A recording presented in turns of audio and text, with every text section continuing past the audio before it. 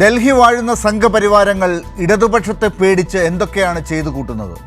ഏറ്റവും ഒടുവിൽ BJPയുടെ സംസ്ഥാന പ്രസിഡന്റിൻ്റെ സ്വന്തം ചാനലിലൂടെ ബ്രേക്ക് ചെയ്ത SFIO കുറ്റപത്രം ആരുടെ സൃഷ്ടിയാണ്? ഇന്ത്യൻ ഫെഡറലിസം നേരിടുന്ന വെല്ലുവിളികളെക്കുറിച്ച് മധുര പാർട്ടി കോൺഗ്രസിൽ പിണറായി വിജയനും MK സ്റ്റാലിനും കോൺഗ്രസ് നേതാക്കളും ഉൾപ്പെടെയുള്ളവർ സെമിനാറിൽ പങ്കെടുക്കുമ്പോൾ ഈ വാർത്ത കേരളത്തിൽ ബ്രേക്ക് ചെയ്യണം എന്ന് തീരുമാനിച്ചത് ഏത് തലയിലാണ്? പഞ്ചായത്ത് നിയമസഭാ തെരഞ്ഞെടുപ്പുകൾ പടിവാതിൽക്കൽ നിൽക്കുമ്പോൾ 2021 ബിരിയാണി ചെമ്പ് പോലെ ഇക്കുറി ഏത് കാർഡ് ഇറക്കാം എന്ന് തലപുകച്ച BJP കോൺഗ്രസ് ഗൂഢാലോചനയുടെ ഫലമോ? വീണയ്ക്ക് എതിരെയുള്ള കുറ്റം ചാർത്തൽ. 3 വിജിലൻസ് കോടതികളും അതിനുമേൽ ഹൈക്കോടതിയും തള്ളിക്കളഞ്ഞ അഴിമതി കഥ അണയാതെ സൂക്ഷിച്ചു പിടിക്കണം എന്നത് മാധ്യമങ്ങളുടെ തിരക്കഥയോ കനകോലുമാരുടെ തന്ത്രക്കഥയോ?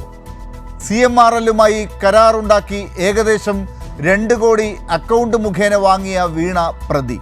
ഇതൊന്നുമില്ലാതെ 100-ൽ പരം കോടികൾ വാങ്ങിയ നേതാക്കന്മാരും മാധ്യമ മുതലാളിമാരും പ്രതിപക്ഷത്തെ നേതാക്കന്മാർ. ആ പ്രതിപക്ഷത്തിന് വീണയിലൂടെ മുഖ്യമന്ത്രിയായ പിതാവിലേക്ക് പിടിച്ചു കയറാൻ SFIOയുടെ ഈ കുറ്റപത്രം കൊണ്ടാകുമോ? കൊടകരയിൽ കമഴ്ത്തിയ കോടികളുടെ കള്ളപ്പണം കോടതിയിലെത്തിയപ്പോൾ ഏജൻസികൾക്ക് മനം മാറ്റം. കേട്ട പാതി കേൾക്കാത്ത പാതി മുഖ്യമന്ത്രി രാജിവെക്കണം എന്ന് വിളിച്ചു കൂവുന്ന സതീശനും കൂട്ടർക്കും പക്ഷേ പുനർജനി കേസും മാവുങ്കൽ കേസും ഒന്നും അന്വേഷിക്കേണ്ടതേയില്ല.